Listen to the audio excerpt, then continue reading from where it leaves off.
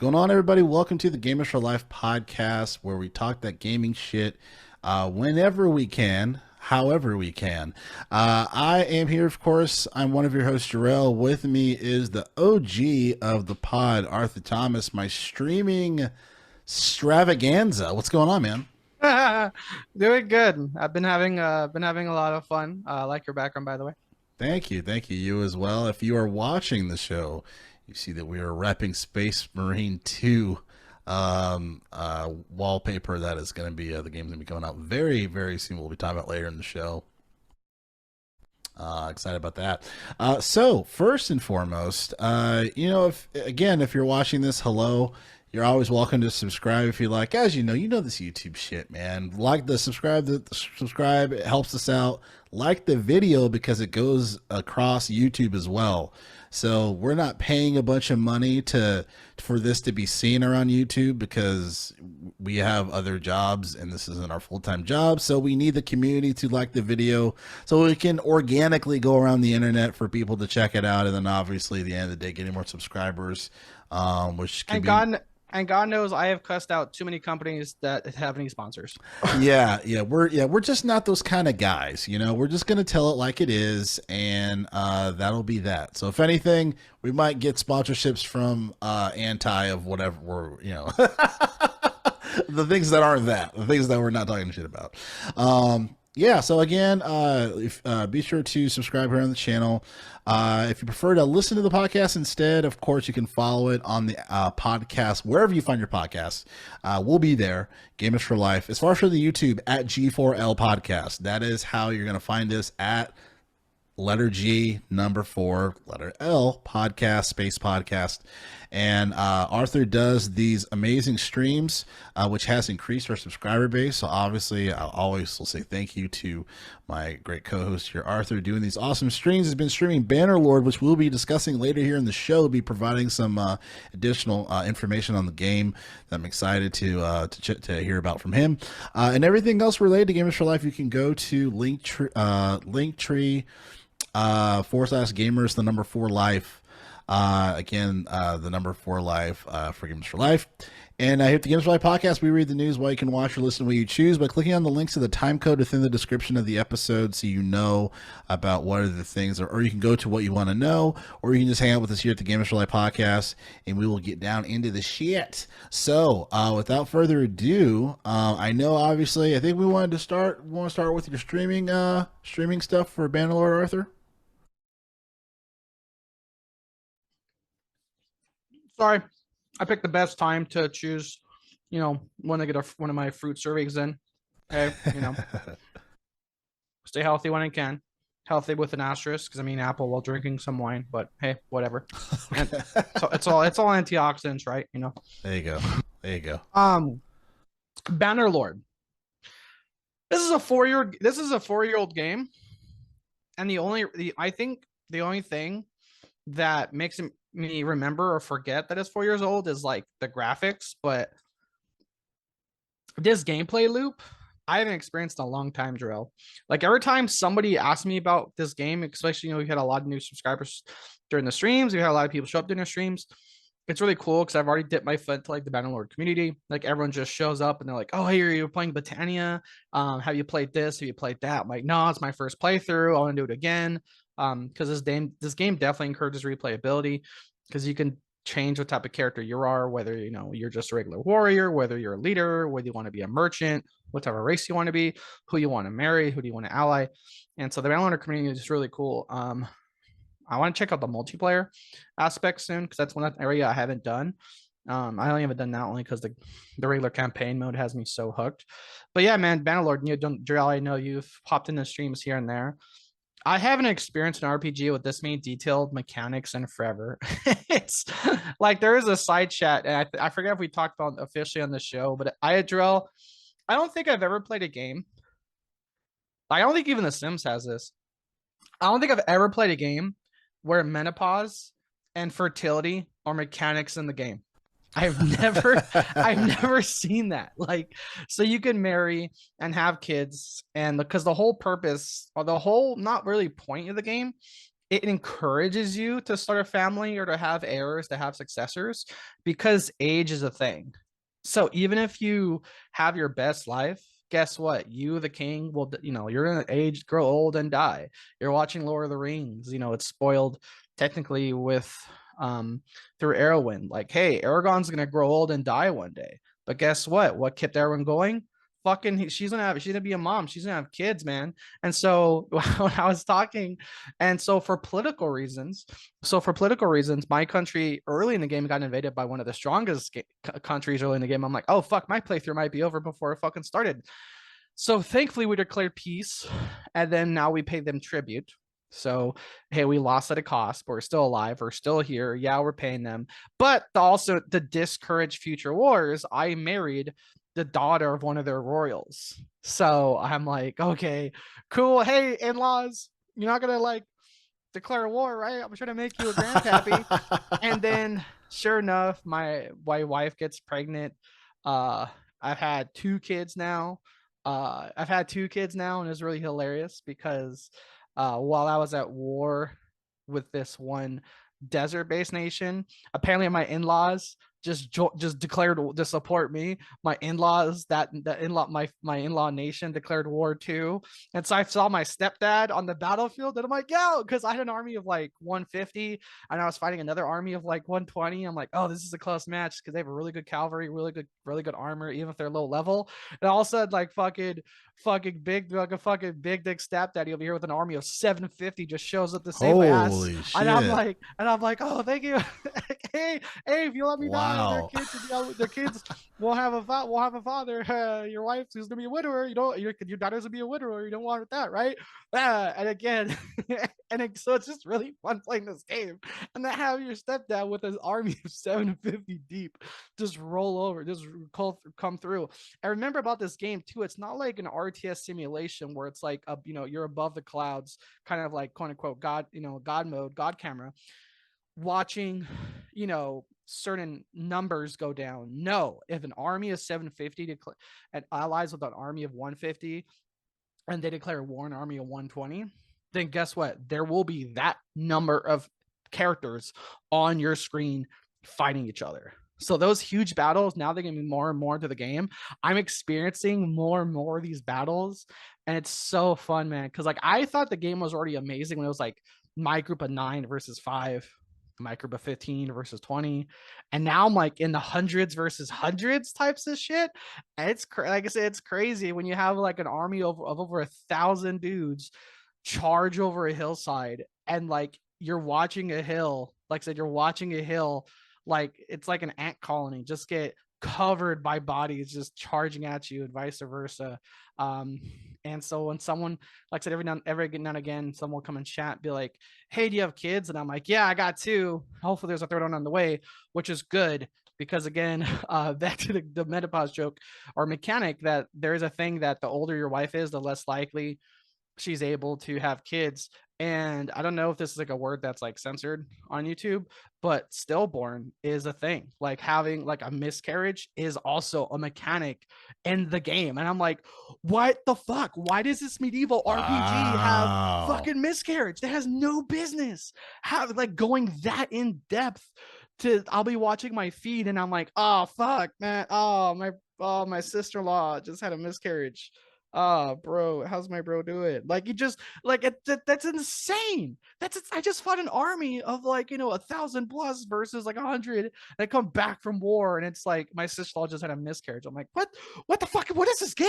Wow. what is that's happening? Crazy. And that's the vanilla game. These aren't even mods, Drell. That's just the vanilla baseline fucking game. Wow. So every time I play this game, I just discover a new mechanic. There's new mechanics I just have now been introduced to because I after the last war, I was gifted one of the towns we conquered, and so now I put my wife to be a governor of that town because like loyalty, not exactly happiness, but like loyalty is a thing. So if like let's say you as an invading force, take over a town, and you put one of your people of your culture in charge of it, your loyalty level will be low, so construction projects take longer. There's all these things, but because my wife is the same culture of that original town I took over, they have better loyalty because it's less of a quote unquote invading force ruling them over. It's just one of their own Vlandian people. Vlandians kind of being the equivalent of like, I guess you could say almost like Spaniards culture in the game. Like I'm the British equivalent. But now the new mechanic is I was given control of a castle, which is more like a fort. It's not really a town. There's no shops. It's just, you're a fort that's to be, like you are literally like a military place thing, because almost every continent has its equivalent of like a tip of the spear peninsula. And my castles are on both sides of that peninsula. So now I'm all about, building up our defenses, building up our siege weapons, building up our fortifications. And that was during my 10-hour stream on this past Friday. And I haven't delved too much into that. But again, now that's a whole other mechanic of the game of how running this castle fort is different than running like a town. And it kind of sucks too, because like you feel like my country either kept declaring war or we kept getting declared war on. I'm just sitting here like, dude, I just want to go home to my wife, man. I don't want to keep being at war. I just want to go home. I want to manage my town. I want to build up the fairgrounds. I want to build my aqueducts. I want to build up my granaries and my orchards. But no, the fucking Vikings keep declaring war, and then these people just declare war. I'm sitting here play this game after, I'm in a 10-hour stream and I'm like saying out loud, dude, I don't want to keep being at war. I just want to go home. Like That's crazy. I haven't seen my kids in forever, man. Wow. So It's so crazy, yeah. bro. Like that is so intuitive. Like it's crazy that I haven't I never heard of this game until you talked about it, and then obviously it's awesome how the algorithms, people, seeing it through their chats and going in and telling you about stuff and sharing their experiences, and then you telling me your experiences, and I'm just like, yo, like this game is crazy. Like I don't know why no one did it win any awards in the past? I don't know. It's still getting supported. There was an update not too long ago. Don't know what the update did. And here's the thing, Drill. I won't rabbit hole too much, but the number one way I was introduced to this game is the algorithm. I binge watched the Lord of the Rings extended edition, as you all should. It's on HBO Max. Reminder, Drill, you still have my password. So the new Furiosa movie just dropped on HBO Max, by the way. Oh, nice. So I'll have to check that out. Again, sponsor free, but hey, I like movies, and HBO Max has like a lot of recent movies. Furiosa just dropped. Heard it's pretty good. But blah blah blah. I just watched all the Lord of the Rings extended editions, which are on HBO Max, and then my algorithm was like, "Hey, you like big, massive fuck off battles?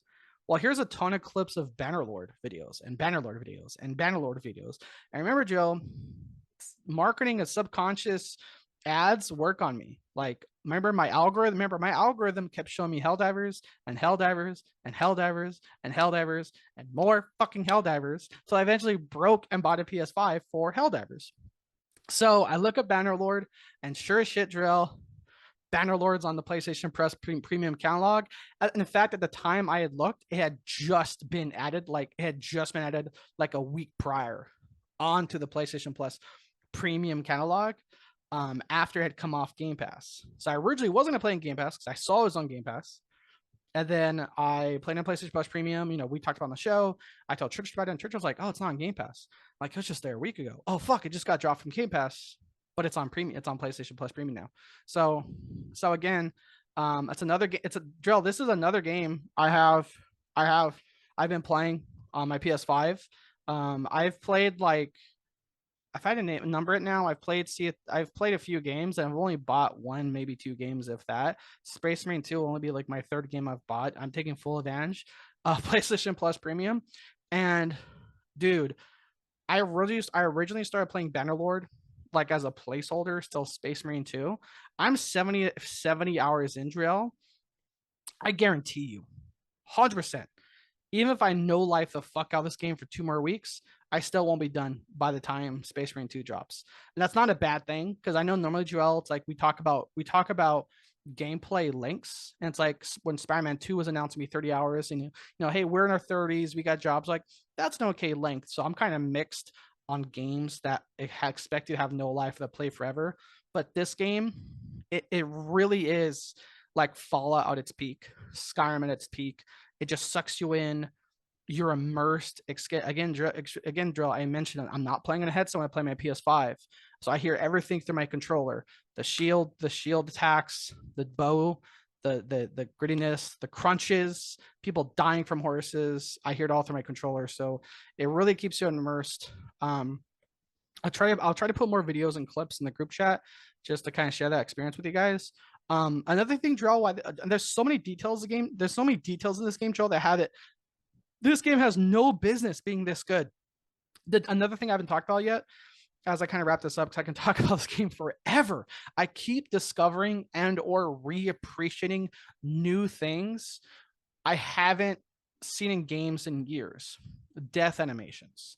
Again, this game doesn't have like 4K, 8K fucking graphics, but the death animations. Like I say it all the time when I'm playing on stream. When like the last two people, when it's down to the last two people, I say out loud, "Oh, I gotta watch these dudes die. It's gonna look sick."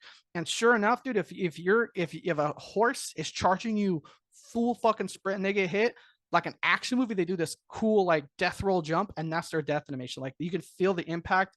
You can just blah, they like flip over themselves. When you kill a horse, there's that classic animation. Like we all know what a horse dying in combat looks like. We have never seen it in real life, but we've seen it in video games, and we've seen it again in movies like Lord of the Rings. So that death animation that we've seen a million times in Lord of the Rings of a full charge horse that dies and blah falls on itself and the rider falls with it. That animation exists in this game. So if I'm fighting a guy where the dude has like really thick armor, but the horse kind of doesn't, the horse is a bigger target than the dude, and headshots are a thing. Headshots on a horse are a thing. Horses have big fucking fuck off heads. So sometimes even when I'm bored, or like not really bored, but like I want to see something cool again, I'll kill the horse just to see that blah, that fucking like Lord of the Rings style animation of the horse dying and the warrior falling off it, and he stumbled so I can kill him when he's getting back up. Same thing, headshots, like the guy, you can get a headshot on a guy with a bow and he'll like do the whole like almost like a semi cinematic death of like stand there for a second, drop his weapons, drop to his knees, and then keel over. And that's what I'm saying. Like, I feel like they sacrificed graphics for everything else, and they made the absolute right decision. I really hope this is really random. It's clearly, I want to say it's like a niche community because I haven't heard of it. You haven't heard of it, but the community is really tight. If like in X years this game gets a remake, I'll buy whatever edition fucking drops. This game is amazing. Again, they sacrificed a smidge of graphics for every other mechanic this game needs to have. Yeah, I mean, to me, it's really impressive. Just hearing everything and the mechanics, and it just seems like a well thought out game that it sounds like they also had the creativity and freedom of creativity to do so. Like I feel like you wouldn't have mechanics of like having stillborns or miscarriages and like all this really deep in-depth stuff, you know, for like some corporate bullshit as far as like, all right, well, we got to release this time, like I don't think that type of detail would be in a game like that. So it's really dope. And then again, this is like a Turkish developer and publisher, like, which is I think is really dope. You know what I mean? Like I've never heard of this developer and publisher before, and this seems to be one of the most intuitive games that was in a whole different console generation, and it's more intuitive versus anything that I've seen so far from this so-called current high advanced quote unquote generation of games. So I think that's just that just speaks to it in itself of how good this game is. So I mean, so kudos to you on that. Any lasting things before I transition over? For those I feel like, or I feel like for the Xbox players or PC players, I feel like spending the money, I think it's absolutely worth it. Especially for PC players, I'm sure you can find it on sale. It's a 4-year-old game, and I know we shit on Steam for a few things, but absolutely credit where credit is due. Steam's absolutely known for its sales, unlike Nintendo. Just it's not shots fired, that's just facts. But for PS5 players, again, it's on PlayStation Plus Premium. I know a lot of, I know my quick short rabbit holes. I know a lot of devoted Sony customers don't see the value in PlayStation 5 Premium, Sony whatever the fuck. I have it. I don't even know what the fuck it's called. PlayStation Plus Premium, the premium one. It ends in premium. Yeah. Okay. Sony All right. Sony Interactive PlayStation Plus console membership premium. Okay, etc. Ellipses premium. That one. Right. But if you're an Xbox refugee like me, I absolutely think PlayStation Plus Premium is worth it because you get to play all these games, first party games that we couldn't play as Xbox customers. The top 3 games off the top of my head right now that I've been playing or I'm looking forward to playing, I couldn't play it as an Xbox customer. I beat Ratchet and Clank Rift Apart, which was such a good, relaxing, nostalgic feel to play just a classic game again. I'm playing Ghost of Tsushima, and then I'm looking forward to playing the next Sony first party exclusive that's in their catalog. It's really like a 3-roll die right now between Marvel Spider-Man 1, which is the lowest option only because Spider-Man 2 came out. Horizon Forbidden West, which is good because that's the newest of that series, minus the VR game, or the original, not original, but the first God of War of the Ragnarok series. And that's a game even I know that will happen start to finish. I've seen all the I've seen all the big hit points because I've watched I watched that game cinematics. But that's still the game I want to try. You know what I mean? PS2 is the most successful console of all time. I played all the God of Wars on PS2, and the dig into a God of War game on a PS5, I want to try. So again, for any Xbox refugees like me that are looking to get a PS5, you get a PS5. I think buying the year's like upfront value, 1 year PlayStation Plus Premium, it's like 160, 170 bucks. I know that sounds a lot, but if you really think about it, that's like a deluxe edition of anything new from Ubisoft plus some change. So, I mean, and really, if you do the math, let's say it's 170 bucks with AAA games nowadays being, $70. That's like 2 games with DLC. You know what I mean? So, Yeah. So again, if you're an Xbox refugee like me and you get a PS5, I absolutely think you should get PlayStation Plus Premium. A lot of the first party games are on it. And I've already seen the value in it. Nice. Well said. Well said. And then continuing on the gaming chatter, we're going to talk about Gamescom, which was the most recent convention that wrapped up. That people have different stories around the internet that we're going to go into. Kind of definitely some interesting notions as far as for some reveals. Some that have been exciting, some that have been kind of like lull, and we'll have the continuing conversation on. Reading on the list specifically with Polygon, I tried to look at the IGN one, but even the first like paragraph, I was like, okay, this is not accurate. I was like, they don't update their articles. Anyway, so You're one brave. of the or kind, or I'm by brave, I mean kind, by trying to read an IGN article in 2024. Yeah, exactly. So, no more. So the first thing I'll talk about is Borderlands 4, that got announced via quote unquote surprise. And it was funny, Arthur, you put a video into the chat, you were like, look at the response of like, the first reaction. And there's a good amount of people that were very like, like just the stone faces. You know what I mean? During the when they showed the teaser, of the mask, and then Borderlands 4, and I just think it was really bad timing, especially with the movie being just awful, and then it's coming out to digital streaming services like by the end of this month. I think it's just that's how bad the movie was. It's releasing already to digital plats because they just can't make any fucking money from the tickets. But yeah, man, what are your thoughts about Borderlands 4? Just because as far as the conversation of how the impact of the movie is really affecting it, the lack of any additional Borderlands content,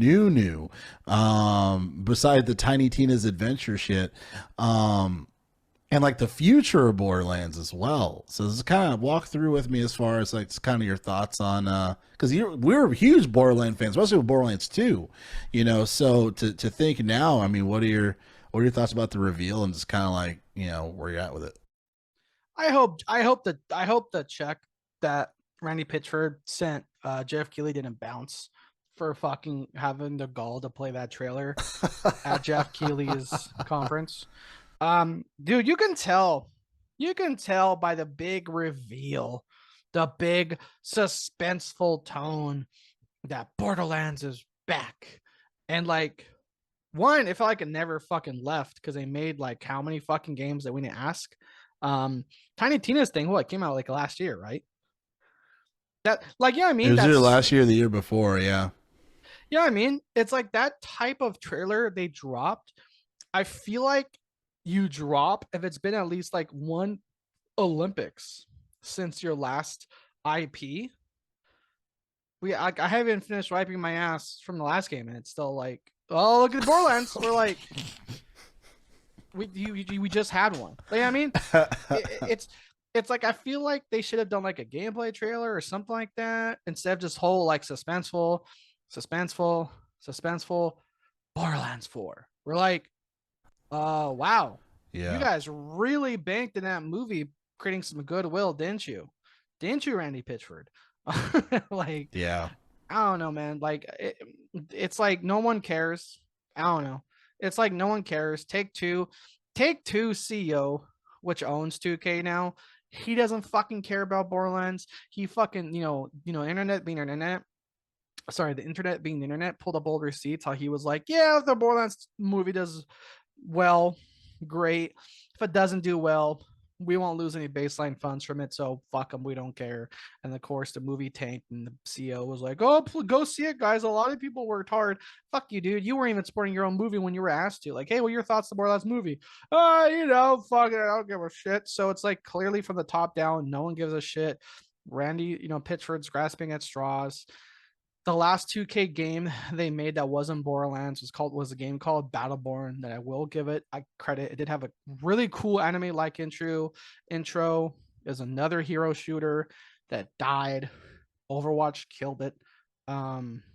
So again, here's the thing with Borderlands 4, the fact it will exist, they have to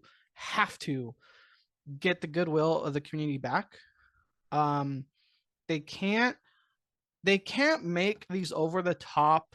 I know it's like kind of their like style, but it's like they kind of can't d- only bet on these over the top quippy whimsical jokes because at the time that was like the rare thing, and that was like really wasn't seen as mainstream, and that's what made Borderlands feel apart. Now everyone their fucking mother is quippy and whimsical in every goddamn movie and game that has ever come out. Whether it's like Forspoken, oh, I can do that now. We could do that now. They fly now. They fly now. Like it just, I mean, it's like everything is just not, what I mean? So it's like if they bank on that, that's already dead on arrival because how many Guardians of the Galaxy movies has come out? A game Concord that tried to bank off Guardians of the Galaxy success. We'll talk about that soon. You know what I mean? Like they have to, they also have to write good villains. You know what I mean? Like yeah, the prequel game was good. Um, my least favorite part of Borderlands 3 is any fucking time those twins were on the screen. It's like, hey, what's up, boys? It's your streamer here, fuckface and his sister, bitch head. It's like, and it's like we can't like we were annoyed of streamers then, and we're kind of a little bit more annoyed of streamers now. So again, they have to make a good villain. People were hoping that Handsome Jack might come back in some way. I don't know. It's just a lot is up in the air with Borderlands. So again, Joe, both of us put Borderlands 2 as one of the top 10, one of our top 10 favorite games of all time, which I believe it is. But with Borderlands 4, they have to have good writing.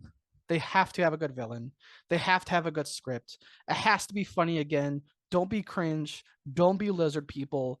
Um, I think Randy Pitchford needs to have a hard reflection on his ego and take a step back and let other creative talents and actual talented people make a good game. I say that because when we see the writing of other modern games, we're like, oh, don't do that. Okay, like get good writers, but not those guys. Like get good writers, but not the people behind Forspoken. Don't don't bring them on board. So a lot of like no one's hyped. I don't know. No one's hyped. I don't know what the future of Borderlands 4 is going to be. Um and honestly, unless it's a game that's going to come on Game Pass, I don't know if I'll buy it day one. Like I was part of the crowd that got almost burnt out by Borderlands because Borderlands 2 was a great game. The prequel sequel was a game no one asked for. It was good, but no one really asked for it. It came out of nowhere. The Borderlands 3 was kind of a disappointment. I felt myself playing Borderlands 2 over and over and over again. I beat Borderlands 3, the game, the vanilla campaign. I never even finished all the DLC. So you know what I mean? So I couldn't, not only couldn't I even get back to Borderlands 3, I couldn't even finish what I paid for. I paid for the season pass. I only beat two, maybe two of the 4 DLCs I paid for. So I don't know, man. Borderlands not in a good place right now. Yeah, it's sad seeing this brand dilute. You know what I mean? And it's an interesting timeline of that too. I mean, definitely when it comes to that reaction at Gamescom and seeing those faces, I mean, it's one of those things where it's just like, okay, I mean, people aren't really hyped for it, you know. Definitely, and then just from a timing perspective, a marketing timing perspective, I know they were thinking like, "Yo, people are going to be freaking like super excited after seeing the movie. They're going to want to play their old games, and then we're going to do a reveal, and that's going to really jack up, you know, reservations. You know, just like these fucking idiots, these marketing idiots that think that just everything will fall into place based on their bullshit corporate speak. So it's just." Yeah, there's a huge problem with as far as the content of the game, the writing of the game. Did Anthony Birch, just to ask you because you might know, did he not write the third one and then anything else after that? Just 1 and 2 or just 2? I forget his involvement in 1, but he was like the guy. I forget his title. I don't know if he was like head creative writer or creative director. I don't know, but again, he was Borderlands 2. I said, I don't know his involvement with Borderlands 1. He was not involved with Borderlands 3. I think it was in an interview or like a video he made talking about it. It's like he made Borderlands 2 to be a good story on its own. He didn't leave it open ended. He didn't make it to make a sequel. So when he was asked to come back for Borderlands 3, he declined. And I think that was a smart move. Like Jarrell, we talk about like sometimes it's okay only having one thing or two of a two or only having two of a thing. It's okay having that. Anthony Birch believes in that too. And so I think him stepping away from Borderlands 3 was a good call. So again, he made Borderlands 2 to be what it was. He didn't make it to have it be a launching pad for his next story and his next story. No, he had this concept.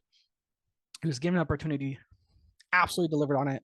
But no, like I said, not involved in Borderlands 3. I don't know what his involvement was, if any, in Borderlands 1. But yeah, but definitely not in 3. Yeah, that's a shame too because to me it shows potentially his experience working on Borderlands 2, how it might not have been the best of experiences for the reason why he declined the third one, right? Because there's typically when it comes to writers, a lot of them they write at least 2 or 3, if not more, of the same within the franchise, and they respect that writer and give them kind of creativity and freedom to add different things. So to me, it sounds like he might have got into some shit in the 2. So when they came back for 3, tried to throw some money at him, he's just like, nah, bro, I'm good. So because writing is so important, Borderlands 2 blew up, and obviously a lot of new characters sparked from that, obviously Tiny Tina being one of them. So the fact that he is gone, so because once he left, I feel like it was pretty apparent that the identity of Borderlands left with him. You know what I mean? So the identity left once Anthony Birch left, which is why you get these kind of like generic style games. You got the pre-sequel Borderlands 3, which definitely doesn't feel like an Anthony Birch content, which it's not. And then the movie comes out, which is nowhere near reminiscent of Anthony Birch's work that he did. obviously Tiny Tina's in the game because I guess they own the IP now, whatever contractual bullshit, right? I'm sure. I think, unfortunately, I doubt Anthony Burks is getting any royalties from his character that he wrote or anything that he wrote for that.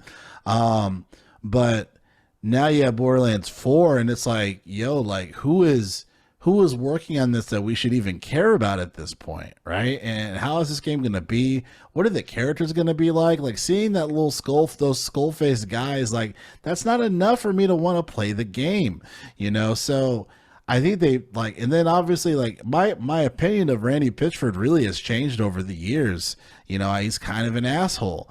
And the way that he was, you know, even the E3 watching that really cringe footage, we always talk about it, but just to give an example of him kind of like rolling up on Kevin Hart as he was probably going to go to the bathroom and like forcing him to be funny at that particular moment, you know, and just like trying to push the movie randomly, and it completely seemed like something that nobody knew that was going to happen. He just decided to do that, you know. So it's just like that in itself kind of explains why I don't blame Anthony Burch for saying no, I'm good, thank you, you know. So yeah, it's just it's a brand that I feel like it was once respected.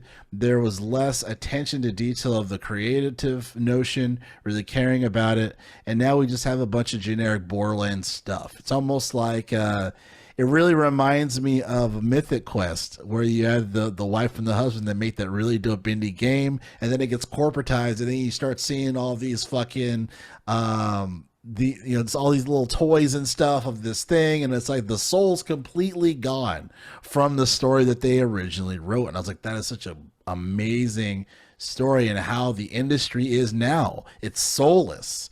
Like there's like thank God for indie trying to impede some of these things, and then of course games like Bannerlord and other games that are able to kind of put the soul back in these games, you know, versus like really quippy, cringy bullshit, and then expecting us to spend a fuckload of money. It's like no more, you know what I mean? And maybe you can get some of the younger cats with Fortnite or God knows what else, but when it comes to like gamers like us, it's like, no, that's not gonna fly. I'm not excited for this, you know. And it's like, you guys know why, like you know, you guys know why this is what it is, you know, because of the chain of command of that's allowing this to happen. So yeah, that's kind of what I have to say about that. And remember too, when we say Randy Pitchford's an asshole, that's not saying because we don't like, you know, his shoes or something. This is a guy that had a really big public contractual dispute with the voice of Claptrap. This is a guy that withheld the bonuses on the developers of Borderlands 3, even though they hit their goals. So again, that's where we're saying how, like, you know, Randy, the public opinion, I'm not sure that's the right phrase, but for people like us, the public opinion of Randy Pitchford has changed since Borderlands 1 and 2. So again, knowing what made Borderlands 2 great was Anthony Burch, and then knowing what Randy Pitchford, who's the one running the ship, you know, when you like someone, you know, like we said, arguably give or take, the game industry is very volatile and fragile because it's a very lengthy contractual based income source, you know what I mean? And so when you withhold the bonuses of, though it might not have been, though Borderlands 3 might not stand the test of time, when it launched, it was a financial success at launch. Yeah, had a really great and memorable midnight launch for some of us. But again, That was so Borderlands 3 where that happened. That's funny. yeah. Wow. Short version because of Borderlands 3, I almost became a dad. But again, so even though, like I said, critic wise, it's, you know, might not stand the test of time that Borderlands 2 will. Borderlands 3 was a financial success, and they hit their financial goals, but Randy Pitchford denied the bonuses that was owed. So, and again, the fallout with the Cloud Chat voice actor. So, again, that's what we're saying is, I'm not hyped for Borderlands 4 because I don't know what the future of Borderlands 4 will look like. Everything that was good about Borderlands, like Joe, you're saying, the heart and soul of Borderlands is gone. It's clearly publicly not in the CEO's interest. The Take-Two, not 2K, but, you know, Take-Two owns Rockstar, Take-Two owns 2K. It's clearly not the CEO doesn't give two shits about this IP publicly. Randy Pitchford's an asshole. And the talent behind Borderlands 2 is either gone or not being put forward. So again, I don't care about Borderlands 4 because they don't publicly. Yeah, definitely, definitely. One of the other games here that was announced that I haven't heard from in quite some time, and again, I don't know how people feel about this one, is Mafia. Making a new Mafia. So developer Hangar 13 returning to Mafia franchise in 2025, titled Mafia: The Old Country. This is kind of another one where I appreciated the switch up on the third one. I thought it was a good story, but as far as the gameplay is what most people say is the issue of that game, how it just seemed like more of an older style sandbox where you can't, it's one of those games where like you can't go in buildings, right? The buildings look nice, you can't go in them. You know what I mean? Like stuff like that. And I remember playing the original Mafia. I actually enjoyed the original Mafia. I remember there was Godfather, the Godfather game, which I really liked because you could you could interrogate people and shit, like where's the money? Where's the fucking money? Throw them against the counter and shit like that. And then you had the Mafia game, which was a pretty cool story, pretty well done story, very reminiscent of obviously the obvious Goodfellas, Casino, etc. And I like that story for that game. I remember at the end of, spoilers, the end of Mafia 1, your character reflected as an old man and he gets shot, based on the transgressions that he did in the past or whoever he crossed, So the Mafia stories have always been pretty solid. I mainly worry about gameplay. And to be completely honest, the biggest thing that's going to go against it, guess what game that's going to make this game disappear? Is that be because what is it, the release date next year? So what? A criminal based game, a criminal world based game coming out in 2025. I'm drawing a blank, Yep. Darrell. Definitely has nothing to do with the company with Take-Two we just mentioned, right? You know what I mean? So it's like they have a very short time window. I'm kind of worried because it looks like the game is nowhere near to be done. Like if the game came out in December, I'd be like, "Oh shit, they've been working on this for a while."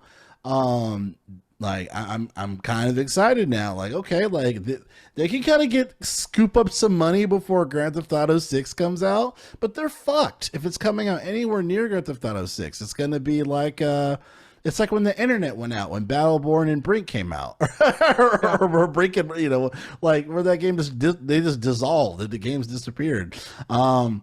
It's just, yeah, it's gonna be fucked if it comes out anywhere near around that. And hopefully, because they said that December there's gonna be more information, so a lot of people are guessing that the Game Awards are gonna show some gameplay footage for it. But that fucking game needs to come out like in February. If the game is not out by the summer, it's not gonna make you fucking money, and then people are gonna be laid off. This isn't even like a hot take. This is just real shit. I'm sorry. At this point, if we get any game announcement where that release date says 2025, you have, dude, here's the thing. Two things. I think everyone is putting a blank 2025 release date because no one knows the release date GTA 6. I think after GTA 6 comes out with its release date, then we'll start getting release dates for all these unknown 2025 games. Like this game, like I said, this game could come out January 1st, but if Rockstar is like, Happy New Year, motherfuckers, bam, fucking GTA 6, then it's like, oh fuck. But again, yeah. I think a lot of people are putting a blank, open-ended calendar date because no one knows when GTA 6 will come out. No, you're fucking 100% right. I think you're right on the money with that.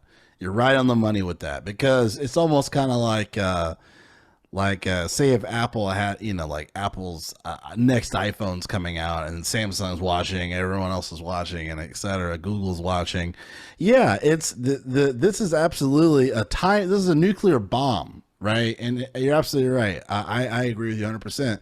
Once we find out this free date, everything is going to, the industry is going to respond all around Grand Theft Auto 6. That's how powerful it is. And to be honest with you, I want to put a lot of time into Grand Theft Auto 6. Like the time that I put into games 10 years ago. 10, 15 years ago. I want to put that much time into Grand Theft Auto 6. And that means there's not many games I'm probably going to buy next year besides Grand Theft Auto 6. Like, it's going to be very little. So it's just like, you know what I mean? I'm telling you, I'm telling you, GTA 6 and like bring about like world peace. Yeah, I mean, it's like, Yeah. like Putin or Xi Jinping's like looking at the invasion date. It's like, sir, that's 1 week after GTA 6.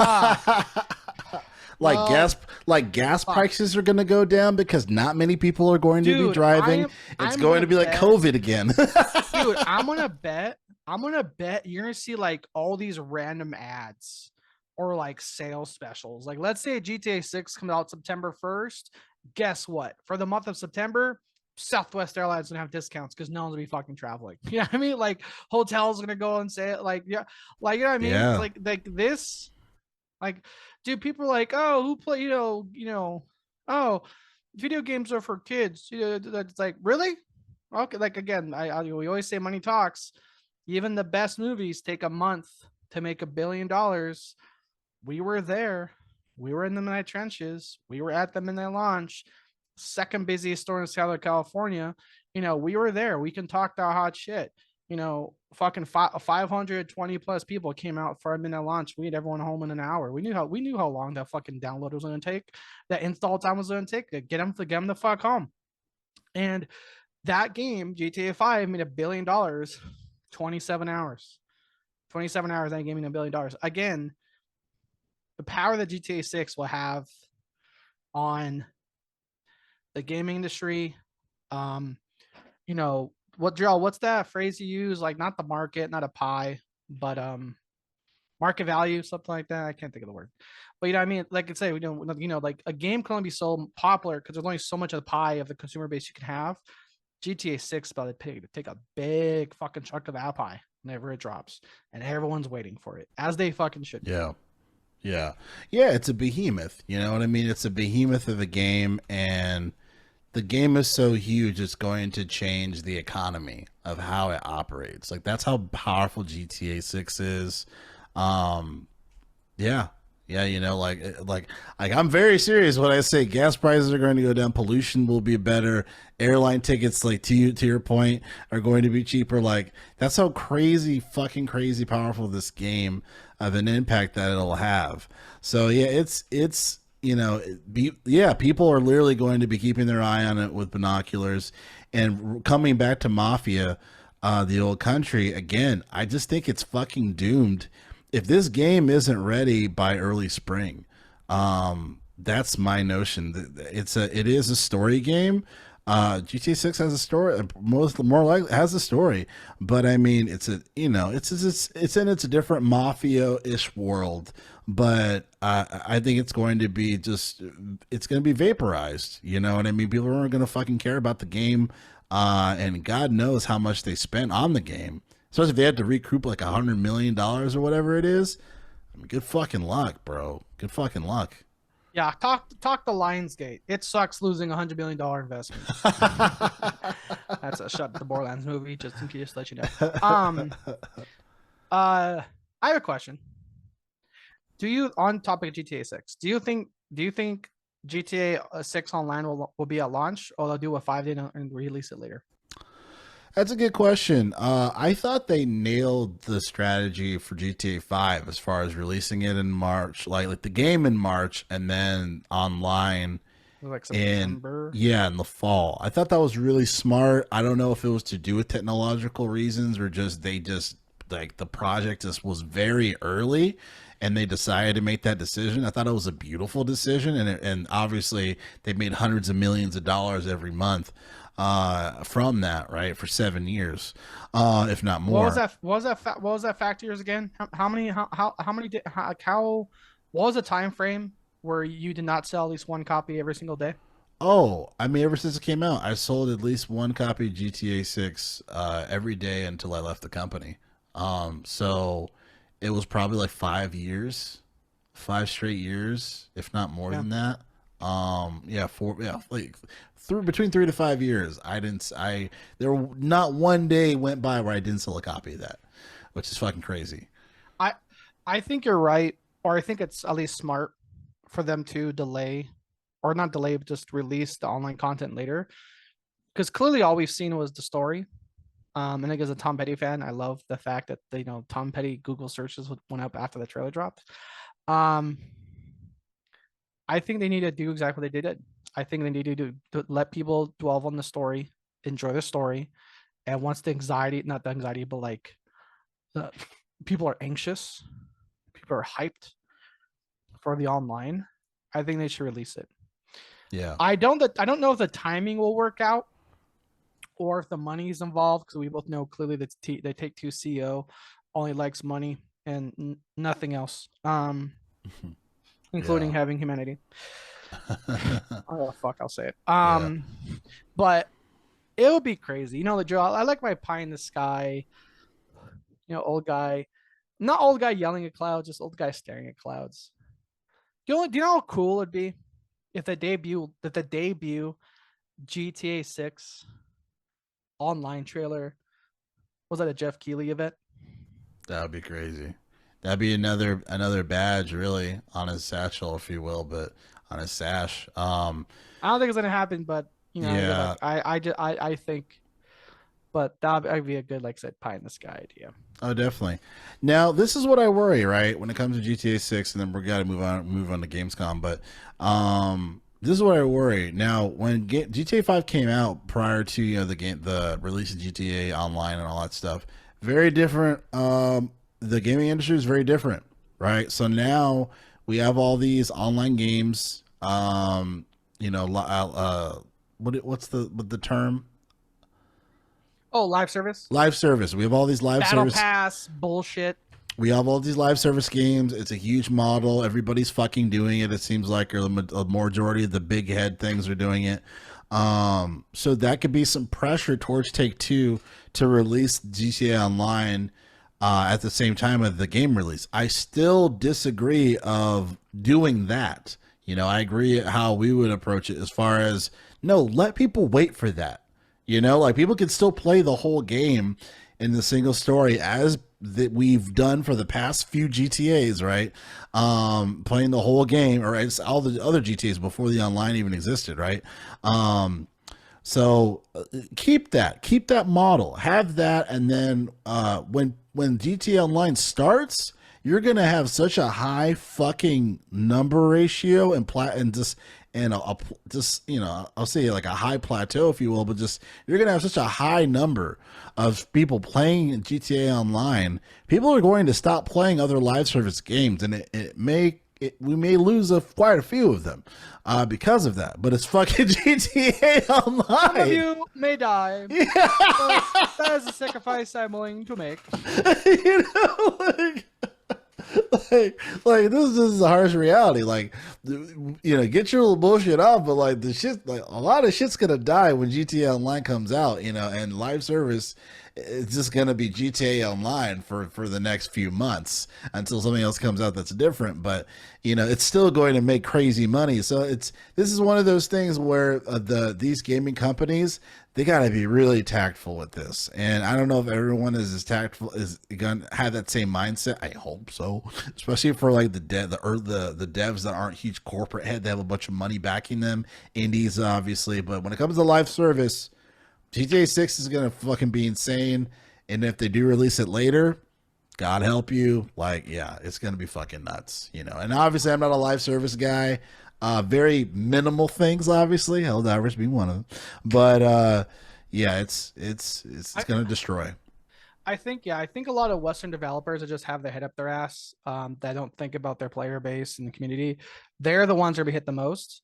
And they're the ones that like, I could have never seen this coming. And I mean, in terms of the whole, like like I can't think of the analogy, but it's like, like something can bite them on the ass. They will, intelligence or common sense in the industry can bite them in the ass. They'll never fucking know it.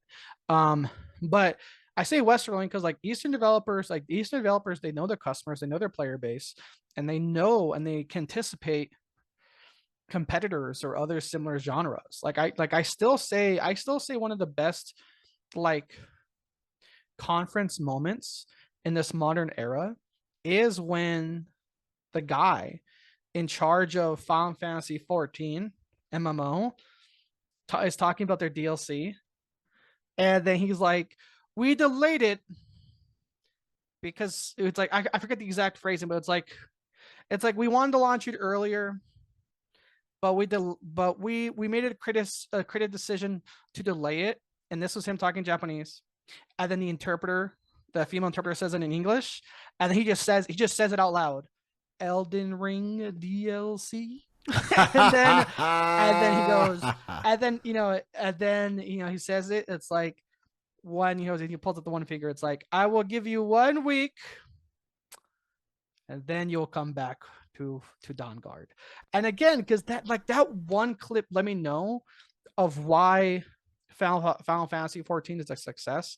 I'm not gonna go down that rabbit hole. We were talking about how we were there when that game had a hard 2.0 launch. Like, they cleared the game, it is what it is. But again, even like that one moment of like, yeah, we made it a decision to delay it. And he just says it out front. This is it's a competitor. It's a different company. It's a different wheelhouse. It's a different publisher. And he just says out loud for the world to see, Elden Ring DLC. And then everyone applauded it. People didn't boo. These are people that are like, these aren't like, it's not like, if you're Android at an iPhone convention or vice versa, it's like if you're at an iPhone convention and someone talks about Android, boo Android, boo. No, when he said Elden Ring DLC, everyone clapped and smiled because they knew. Yeah, they're not stupid. He's not stupid. They knew. And that was respect. Like, hey, respect that guy. He knows his audience. He knows his customer basis. He knows his customers, paying customers, of what they're going to do. And so I think, again, I think a lot of Western publishers and CEOs, bigwigs, need to really pay attention to why first, and like I said, until we get GTA 6's launch, that coming 2025 logo, you're going to see it for quite some time. Definitely. The last big thing here on the last thing that I really care about here for Gamescom to talk about, and then just let me know if anything else that you wanted to talk about here. There's a couple of other things, but the biggest thing that really struck my eye, Jesus, that caught my eye during Gamescom was the Indiana Jones. They're talking about the Gamescom date reveal, and they had one more thing, and they showed the logo of the PlayStation 5. And while some people were like, oh, okay, and then the internet was kind of like, specifically Xbox players were like, what the fuck? Like, I thought we were like, do we not have an identity as far as like for Xbox? And then Phil Spencer responds, I need to pull up that interview, but he responds like, we are a business. And yeah, you're a business, Phil, but you're not just any business that anyone has any options to go to. Like, the reason why we cater to certain businesses or why we put money to other brands is because there's a uniqueness among them.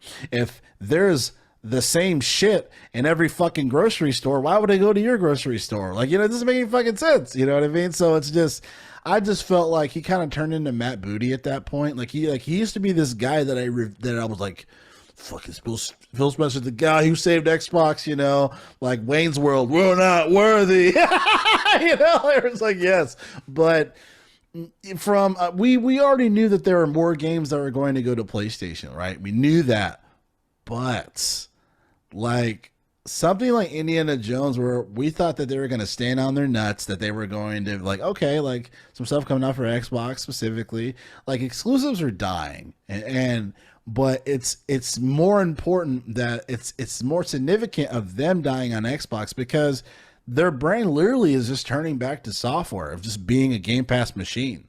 Like, they shouldn't even be called Xbox. They should just be called Game Pass at this point, because like I was first on the fence of getting an Xbox. I got the Series S because of Starfield. That's what the S stands for. Uh, and all the bullshit happened, and I changed it. And there a day hasn't gone by where I'm like, I want to buy my Xbox back. Like, you know what I mean? Like, I don't like. I'm done. But what are your thoughts? Me ranting. What are your thoughts regarding to You're saying Phil this? Spencer sound like Matt Booty. It's like, yo, Phil Spencer, your Jim Ryan is showing.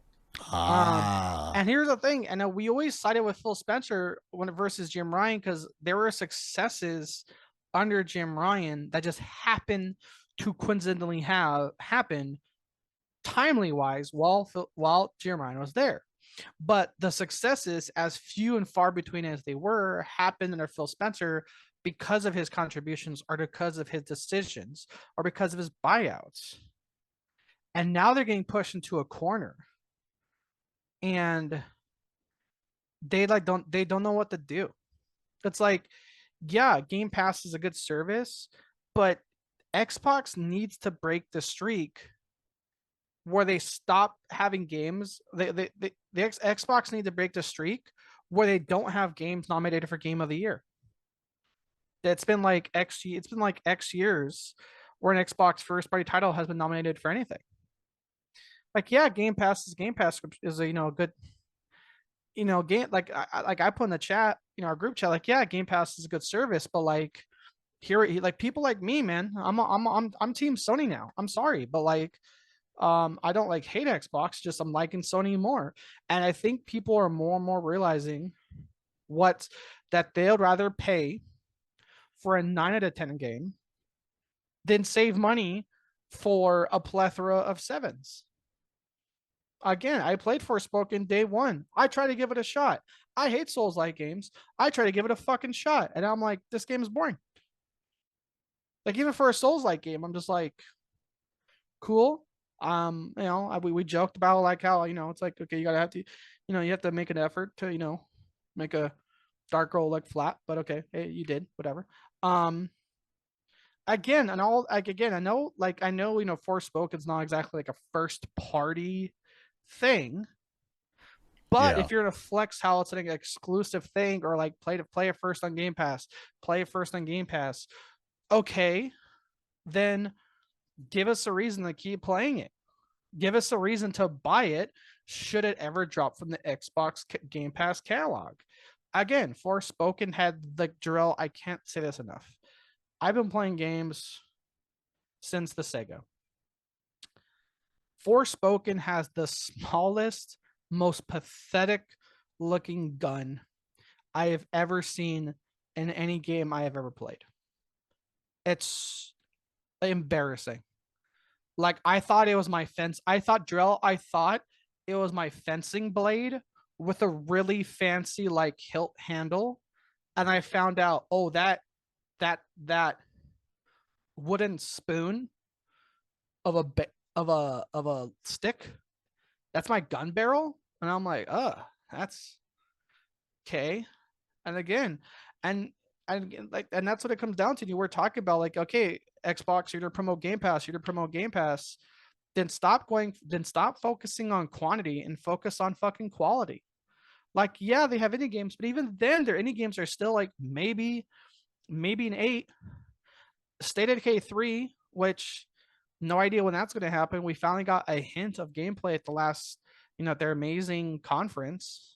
State of Decay 3 might be their first 8 in years. And Drell, I gotta tell you, man, talking out loud, fuck it. If they fuck up State of Decay 3, that that may be enough for me not to get on my Xbox, but that may be enough for me to unsubscribe from Game Pass, let my Xbox collect dust, and turn it back on when something might come out. Oh wow. Like, again, State of Decay 2 was State of Decay 2 was one of the whole reasons I got Game Pass, and I've been putting up with a lot of their misses and failures because I have options. But again, now that I'm playing all these like first party, polished, amazing games under premium, they're not new, but God of War is still not a bad game. Marvel Spider-Man 1's not a bad game. Ghost of Tsushima, not a bad game. And guess what? These games aren't also fucking sevens. These are games of the fucking year I can play on their catalog. So yeah, Game Pass is good. How about here? How about make yourself a goal? How about this, Phil Spencer? In the next year, maybe 2 max, because it's like I get that games take a while, but you have to have a tangible goal. Have 1 game of the year be on your fucking catalog in the next 2 years, or else just call it, you know, 7, the 7 pass. You'll get 7s.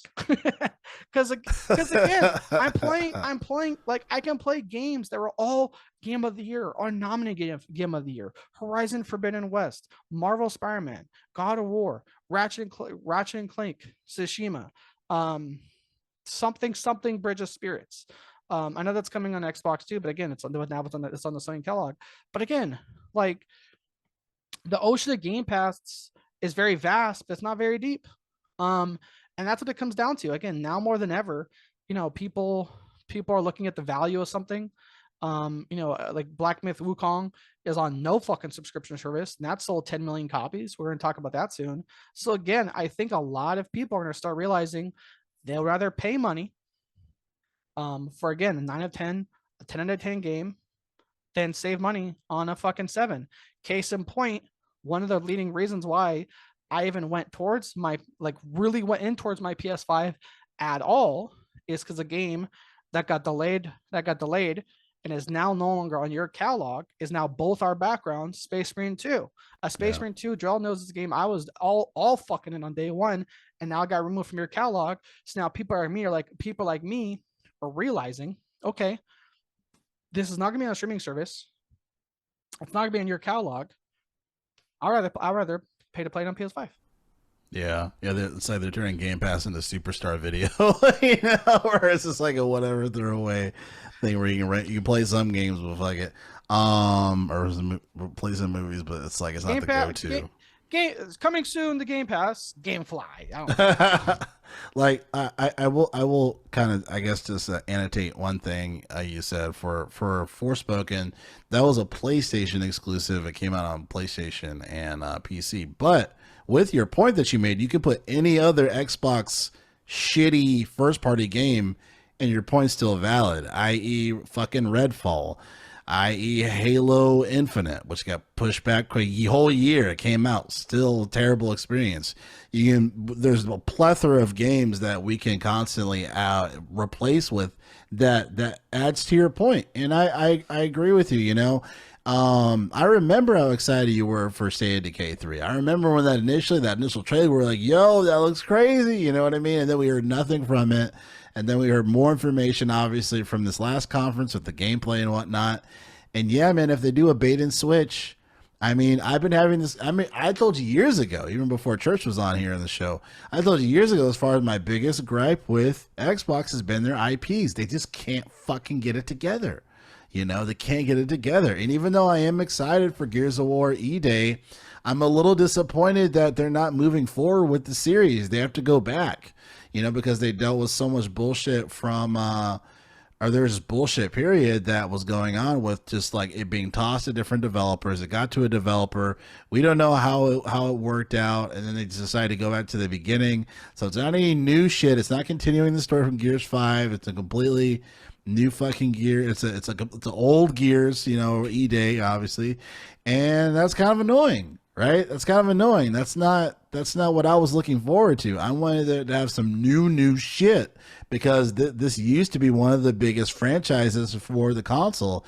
And obviously it's no longer a priority because they're prioritizing other stuff. So when Phil Spencer says, we got teams that are working really hard, yeah, like, okay, now I'm just hearing corporate speak now. He used to say that and it actually meant something. He used to say that and I would believe him, but the more things that he had to stand in front of and explain, okay, why does Redfall look like shit? And we've been looking, and this is going to be the first actual current generation first party title for Xbox, and it was supposed to deliver to some capacity and represent the console, and it's shit. What is going on with that? And then it's a plethora of other stuff. And then him just saying, hey, it's a business, and then obviously releasing like Game Pass on Fire Stick. I say, yo, you're diluting your own brand.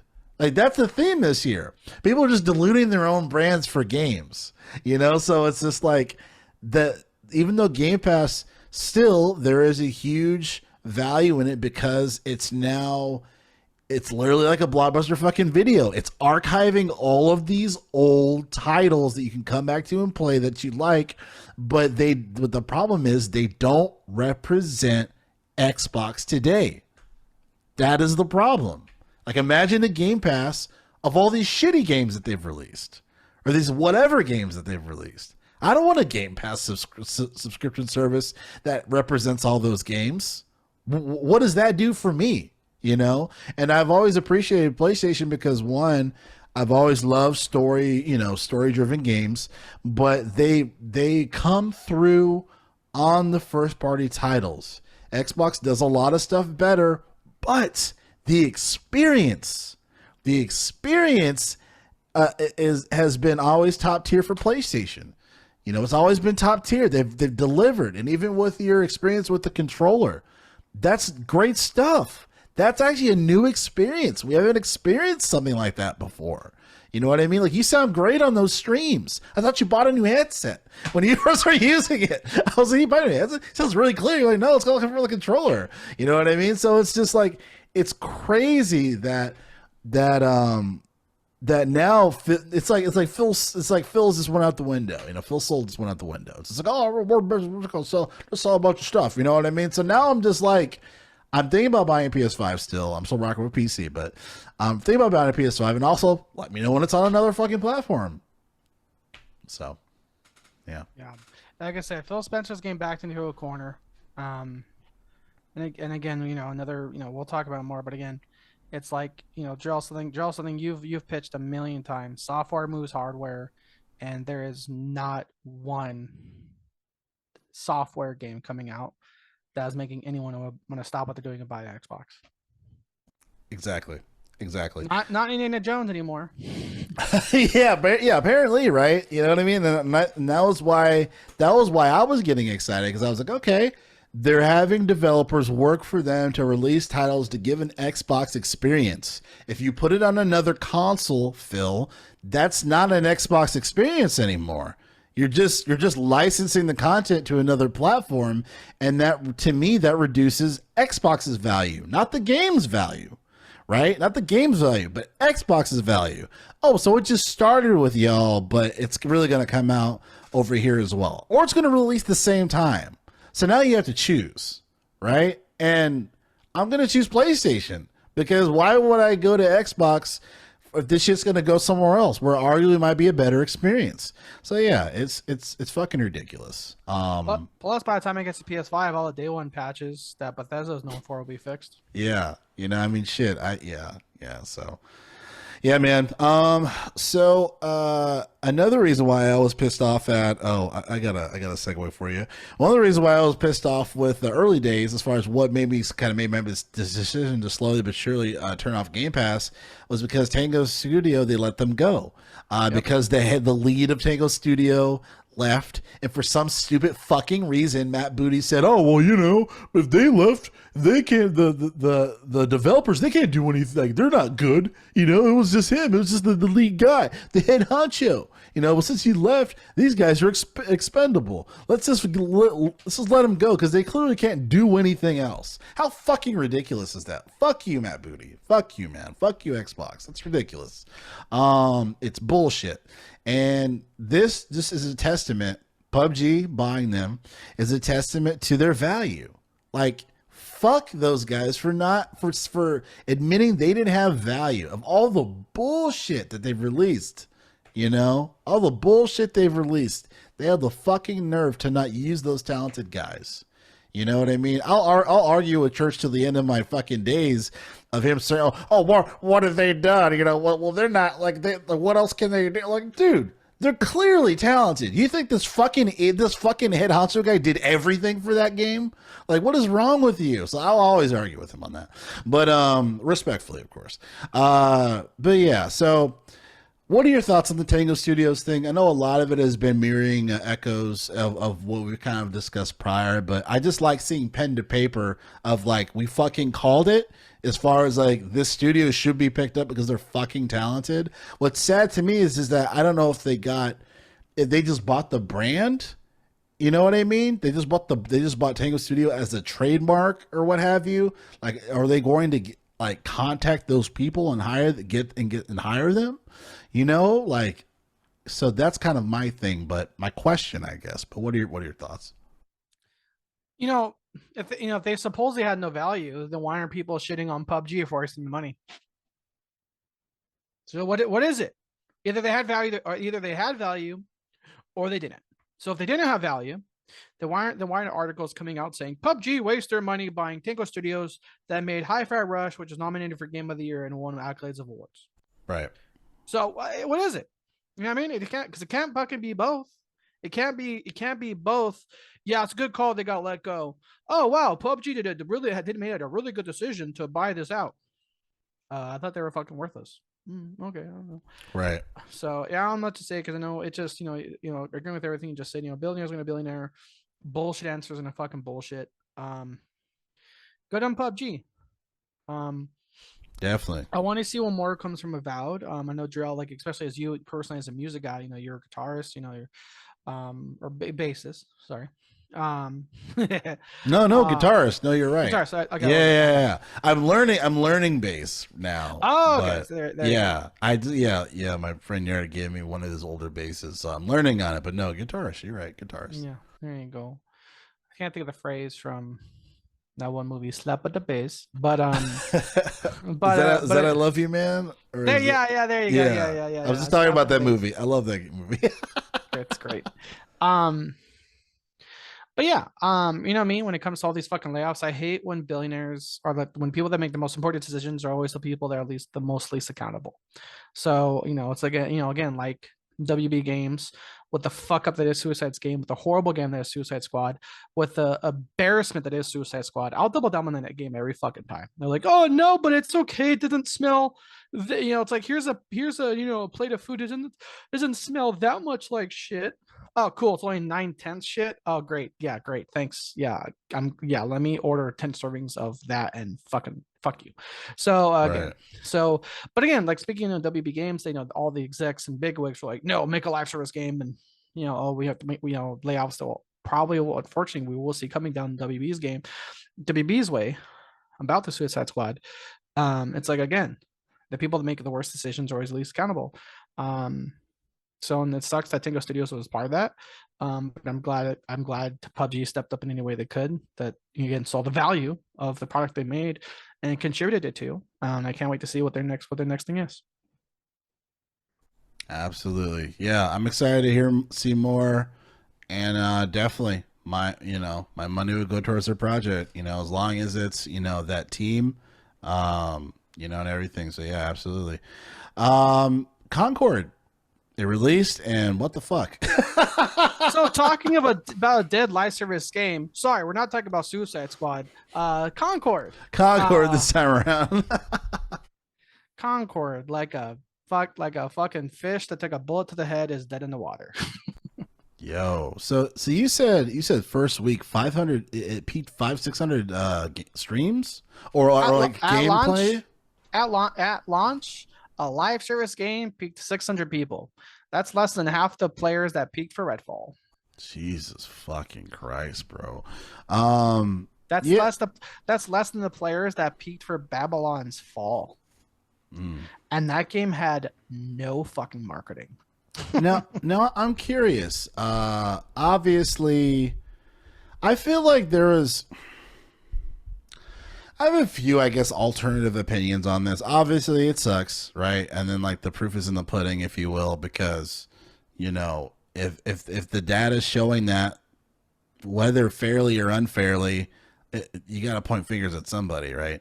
But when it comes to just the advertisements of the game, they showed a very cinematic Overwatch, Guardians of the Galaxy-ish type of screenplay adaptation to try to draw in people. And I mean, I thought the dialogue was okay, but the fact that this is a live service game, I mean, I think you originally brought up the point as far as like they should have showed gameplay. Why are they showing all this fucking bullshit? I think you're right. I think you're right. They should have did that because that's the main fucking point of all of this, right? I think as far as yeah, it's cool to show the story, but tell people why they should pay $40. And if it's a live service game, the script isn't enough. You have to lead with gameplay and add the script shit later. And yeah, I think they definitely fumbled on that in particular. And hope maybe they can get their shit together for some reason, for somehow I should say. But yeah, I don't think this is absolutely going to be discounted or free to play before the end of the year. That's my guess. This is a game no one asked for. Like I've called this since launch. I know Church was like, "Oh, the story looks good." Like no one gives a shit. This was a game that no one was excited for. Like everyone was like, they're like, "Here's a cutscene of a sci-fi, a bland sci-fi. Oh, look, like I said, we're quipped out. I'm over quipped. Not everyone has to be fucking quipped. You can have brevity, so you can have sincerity and fucking honesty, and have people act like humans, not like they're in a fucking everyone's trying out to be in Hangover 5. You know what I mean? Just fucking make people just good.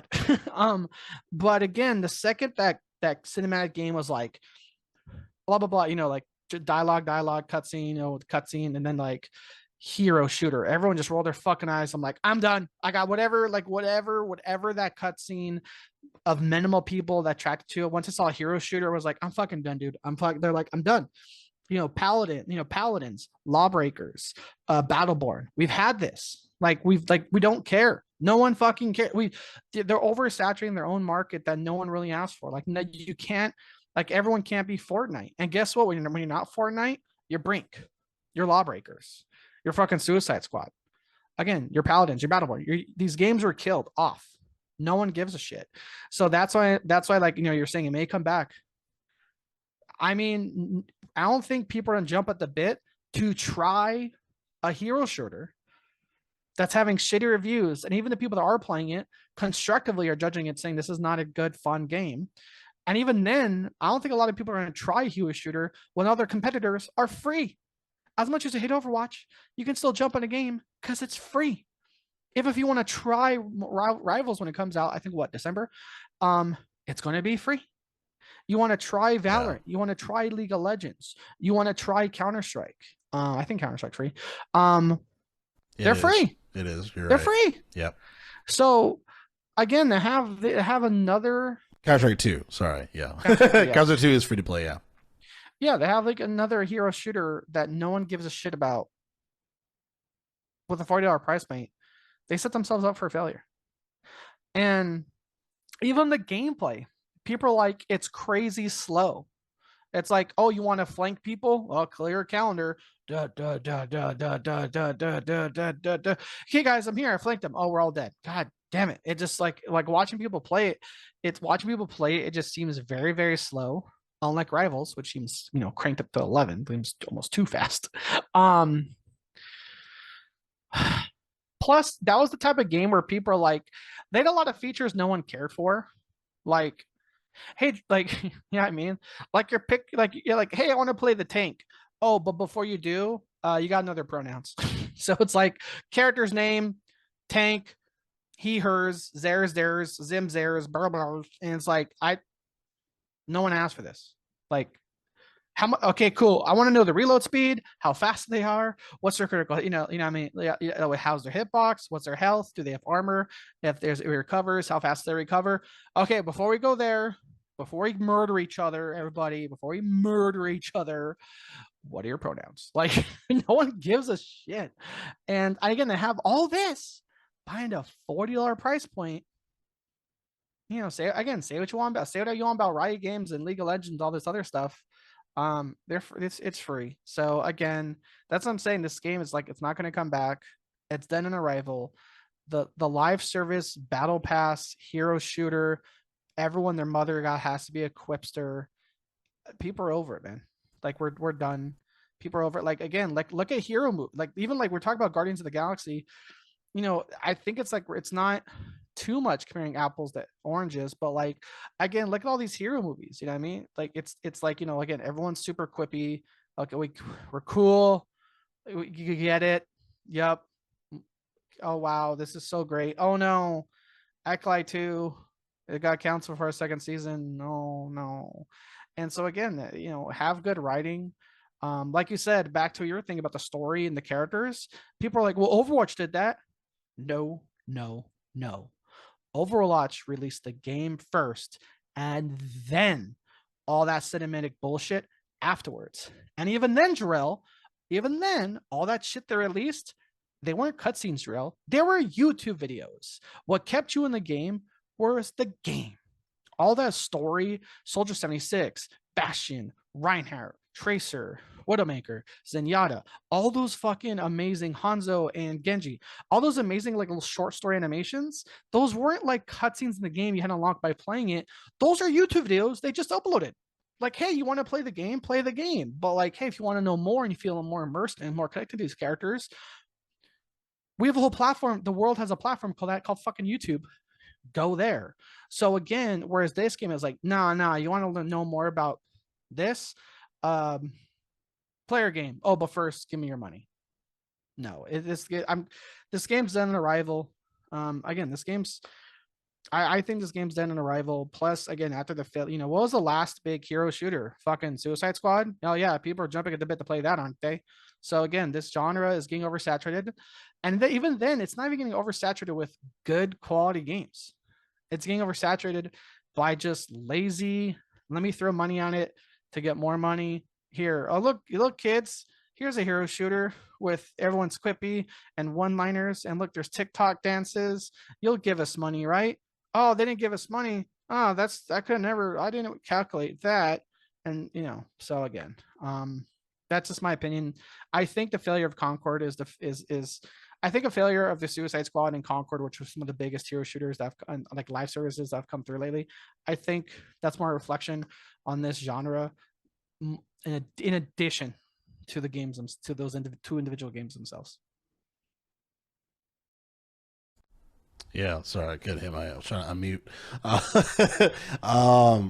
Yeah, so one game that is kind of the opposite of everything, as far as not a live service game, just a really hard fucking game that has multiple boss battles, potentially Dark Souls type compared to, but it's in the Chinese realm. Black Myth Wukong came out and 10 million in sales, I think, in under 4 days or something. In 4 days. Yep. 10 million sales in a couple days. I don't know. Once you say 10 million sales after launch, I'm not counting the 36 or 40 hour fucking 40 hour mark. Yeah. And again, like I said, this is one, like I said, people are saying, oh, live service is the future. Oh, then what? And how the fuck did Black Myth Wukong just break some Steam records? I thought single player games are dead. I thought live service was the future. Blah, blah, blah. Sorry, I just hate like the live service loyal things. It's just like good games are good. Good games are good. Bad games are bad, regardless of a genre, art style, graphics, etc. Again, and Black Myth Wukong is a game that is good. Sorry, Jan, fuck you, regardless of its lack of diversity.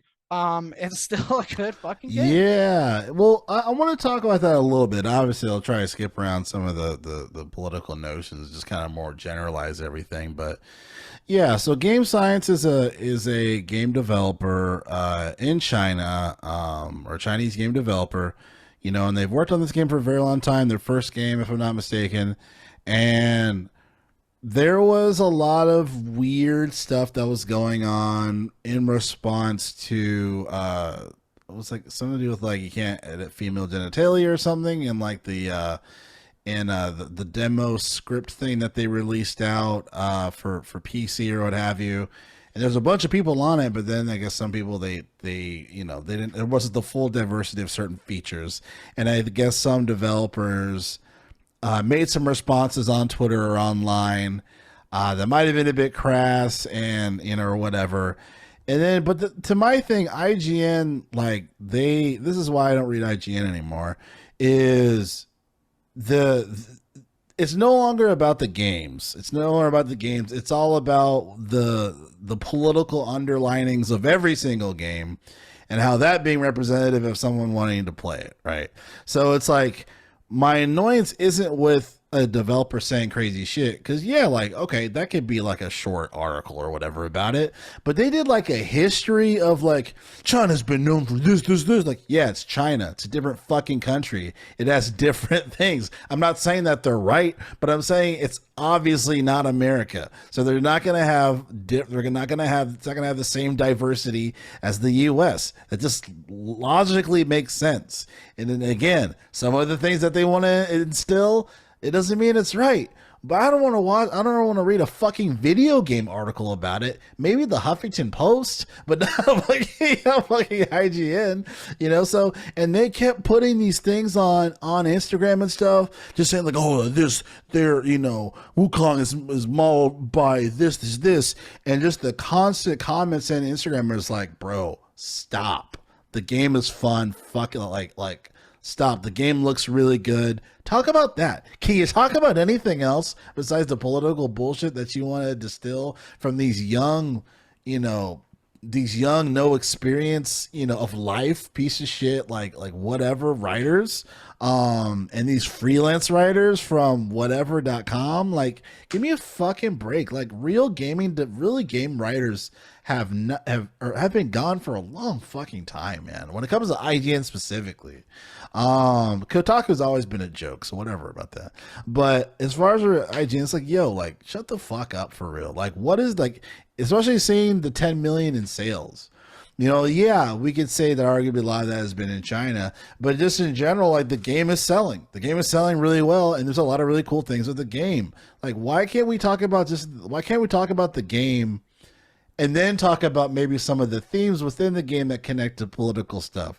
Like, a developer talking about certain stuff in a demo per a game, to me, that's not a game conversation. That's not something that should be in that particular. That's a separate article, and maybe a short one, but it shouldn't be one that tails around like, oh, China's been doing this, and then I'm like, yeah, but is the game good? That doesn't tell me if the game's good. Like, remember, this is a game article. You don't work for, GenZ.com. Like, is the game fucking good or is it not good? Why is it not good? Talk to me about mechanics. Talk to me about leveling upgrades. Talk to me about how the character moves. Like, I don't care about things that have nothing to do with the game. You know what I mean? Like, that is my thing, man. If it is a game that is, like, for example, Mafia 3, a very politically driven story. You have a Vietnam vet, and he's out of Vietnam. There's all this crazy shit going on. He's connected back into the mob. Like, yeah, there's political conversations to be had within that game. But we're talking about Black Myth Wukong. You play like this mystical monkey dude that's like fucking up a bunch of other monsters, and like you can't block in the game. By the way, blocking in the game is not a mechanic. You can't block. You cannot block. You will die. The balls. Nah, blocking's for American cowards. And logically, that makes sense, right? If you have a huge fucking monster, you think you blocking is going to make you survive? No. So it's like there's other functions that's crazy. It's crazy. So block. You can do dodging, you can do all this other stuff. You cannot block in the game. Figure out how to beat this boss, and I think that's fucking great. So yeah, my friend, our friend Yard, he got the game. He likes it. Like, he's playing more and more of it. Like, and they distill a few of like Buddhism type stuff and different themes and stuff and leveling up notions. They're very connected to that religion, but it's just like it's a cool game. It has its own identity. So I'm like, I respect that for real, and then obviously there's a lot of neat graphical things that they did that makes it seems like a next gen experience, in that particular notion, so it's just like the same thing as far as like, I don't go into an Italian restaurant and have them ask them to make a fucking cheeseburger. Like, I don't, what? Like, go to a cheeseburger spot. Like, why the fuck are you going here, So that's my rant. You could, but you'll have, some legit Italian guy just get the fuck out of here. Yeah, what the fuck? You really disrespect my cooks. And the other thing too, and the thing is, I want to talk about it because, like I said, this was in the review. So the fact that places like IGN and also Screen Rant was the other one. Screen Rant like literally docked points off the review because it lacked inclusivity and diversity. Oh, I'm sorry. A game based on Chinese mythology doesn't have 1,000 BIPOC fucking characters. Right. You like fucking idiot.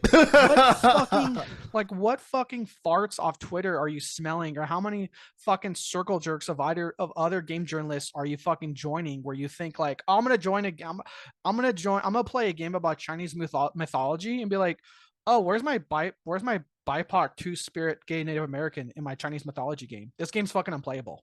Like, what the fuck are we talking about?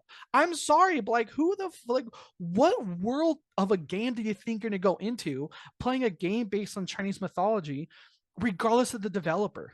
This could have been right. Here's the thing, Joel. I'm glad this was made by a Chinese developer. I'm again, we always shit about China and other things like the government and Xi Jinping does, but like, I just like it when the mythology or the source material comes from that realm. You know what I mean? Yeah. Like I would love to see, blank, I would love to see a blank mythology game. Like, I don't know.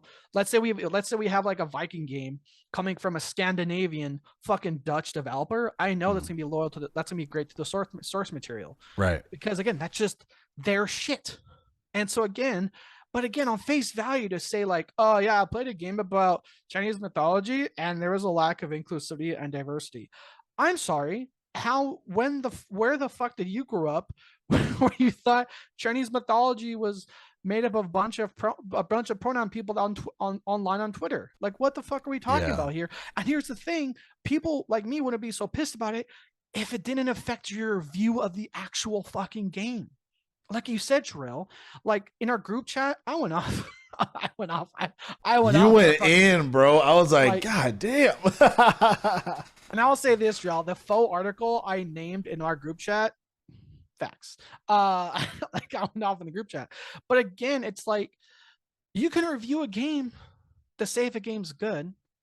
And then separate from that, you can run an article, but like, here's my thoughts on the developer. Here's my thoughts on the publisher. The game itself is X, Y, and Z on a scale of this.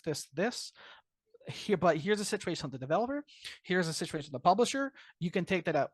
You can take that how you like. Some people are able to separate the artist from the work. Some people still like R. Kelly's music. Some people don't. Some people still sell out Chris Brown arenas. Some people don't fucking listen to his music. Some people they'll separate it. Some people can't. That's not your place to fucking decide. That's ours, because this is our time, our money. We fucking decide how we spend it.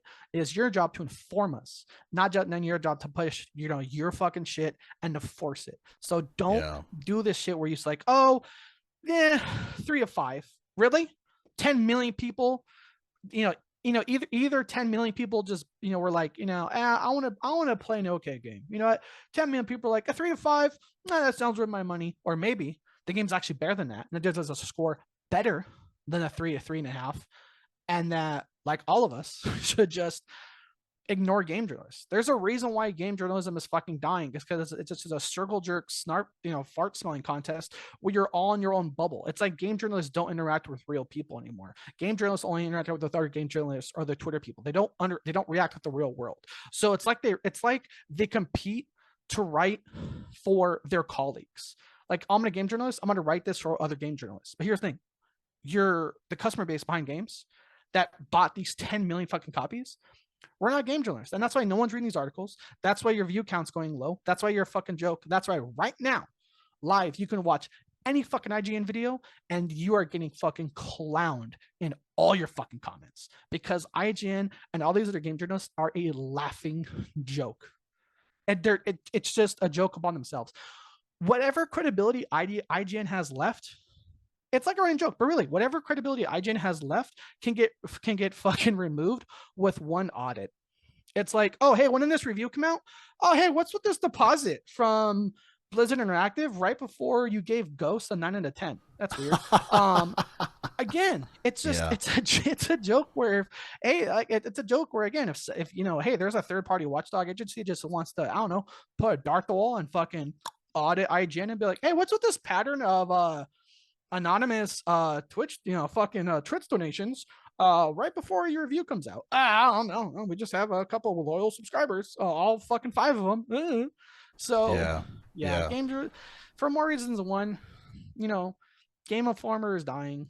And I'm sorry if I know we don't always wish ill will, and fucking employment on people, but I'm sorry if the news breaks that IGN declares, if IGN or Kotaku declare Chapter 11, no one's gonna fucking remorse them. No one. No one. Yeah. Especially when they enforce op-ed articles before just talking about the facts of the game as far as mechanics. Give your opinion for how they feel the game is based on those things. Like they push op-ed articles before anything else. And I think that's wrong. Like put the fucking op-ed in the fucking tab or whatever, but don't lead op-ed articles more than how is the game. You know what I mean? Like I just think it just creates a false narrative, or just a narrative of that the game is bad, when really these are just underlining notions behind the scenes of the game, which is noted for an op-ed article, but not to forefront to represent the game. That's wrong. I just think that's completely misconstrued. And I agree with what you said. So it's just like, I might, it's like I might pull Arthur and be like, I'll buy it to despite them. Like I might just buy it just because they're like, bro. Or Michael Scott, I'm gonna bite even harder. Is it a collector's edition? I don't give a fuck. And again, here's the thing: if they really stood on business, then they would fucking put an article like I kind of hit at the group chat. Kind of like, again, you could, these fucking type of articles aren't easy to write or type up. I did in our group chat. We would see an article of like, why Black Myth's Wukong's success shows the complacency of sexism and blackism in the modern gaming industry, but they're not. And they're not. The reason why is because now that Black Myth Wukong is successful, they're fucking silent on it. And here's the other thing too: if they really stood on their fucking morals, then when Activision Blizzard was going through that Bill Cosby sweet Bobby Kotick bullshit, they wouldn't have been given half of the fucking reviews they did. Because like, oh really, Activision Blizzard had a fucking Cosby suite, but Call of Duty Ghost was a 9. Fuck you. Like, Yeah. again, so I'm not like I said, it's just, again, it's like they don't stand on their shit. They're hypocritical cowards. And again, these are like the same type of game journalists that were calling for people to be fired from their jobs because they streamed Hogwarts Legacy, but yet they can't wait they can't wait to fucking gag on Rockstar's fucking dick when GTA 6 comes out. So Right. fuck them. Right. Exactly. I tried to dial it back. I kind of got it. But again, the tangible 1-for-1 receipt is like, if we've got to the point where we're scoring games lower because of something that you want to see isn't in it, then get a new fucking job. Yeah, exactly. Or work for Kotaku. The last thing on the docket here. Or BuzzFeed. I don't fucking. Or BuzzFeed. It's like, sorry. It's just like the one last thing. It's like these people write these articles to like, it's like they write these articles to like apply a BuzzFeed or something like that. You know what I mean? It's like, you're not really a game journalist. You're just fucking, you like to stir up shit and have buzzwords that you can just rattle out, your most drunken stuber. So it's like, oh man, it's like, what's with this article? Also, a week later, it's like, oh, they got a job at BuzzFeed. Oh, this shit article was just, apply to work with them. Okay, well, now they're not writing for supposedly, creditable game journalists. So I don't know, but yeah. Yeah, I'm like, Kotaku's always hiring. Yeah, exactly. So last on the docket, we always want to end with joyfulness here, or what we define as joyfulness here in the Gamers for Life podcast, and that being Warhammer 2 Warhammer Space Marine 2 is coming out around the corner, and Arthur's excited about it. I'm excited about it. We're gonna be having a full day of gaming, definitely, playing through this motherfucker. I'm excited about it. Tell me a little bit as far as how you feel. Well, I just had a question. Your PTO got accepted too. Yeah, Thursday, Friday, Thursday, Oh Friday. yeah, mine too. Yeah, yeah, It's man, yeah, man. it's been a while. It's been a while since I've taken since I've taken a day off for a game release. But Space Marine 2 is definitely it. And the one thing I definitely want to applaud Space Marine 2 for and Saber Interactive is they really stay true with their promises. They did announce and apologize for canceling their last open beta, but they said, look, we're gonna release as much of gameplay, trailer, and in-depth videos as we can, and they've stand true in that. It's like every week now we get 1 or 2 videos. They just released another video about another class, and they just released another video about one of the melee weapons, the Thunderhammer, which I want to use because you know me, Drell. I like being a stealthy like range guy, but now for Space Marine 2, no, I want to be in the shit. I want to cut them up. I want to be in the thick of it. I can't wait. Um, and plus too, when it came to like microtransactions or you know, uh the store of the game, the CEO kind of made a soundbite response of like we pretty much said we know our customers we know our customers are interested more in the game than buying horse armor. And that was kind of like a shot fired at Activision Blizzard because from from articles from many articles that came out, and plus a really famous clip from Thor, the streamer Pirate Software, that said when he was working on StarCraft 2, it came out that one of the horse armors from World of Warcraft made more money than all of StarCraft 2. And so for the CEO to come out, kind of address that and say, like, we know our customer base, they don't want that shit. And they're right. We fucking don't. That's what the cool thing about this game is. This game is like, I know video games to the core for a lot of people like me, it's like an escape. You know what I mean? Like we get off work, we just want to mentally unwind from the reality of the grind that you are, what it's like to be a gamer in your mid 30s or any age, really, whether you're going through school or your job. We just want to break from it. And and even though gaming for a lot of people is like an escape, it's like Space Marine 2. It's like an escape from gaming because it's like they're focusing back on what made gaming good. Like I said, Warhammer is a public IP, so it's very understandable to describe a Warhammer game of it's like Warhammer plus this, Warhammer plus that. And this game is being described as it's like Warhammer plus peak God of War. It's like what gaming was in 2012. 2011, just peak, make a good game. Make a good game. The quality will speak for itself. The game itself will speak for itself. If there is a store, which I think they've kind of hinted on, it's going to be very minimal based, cosmetic only.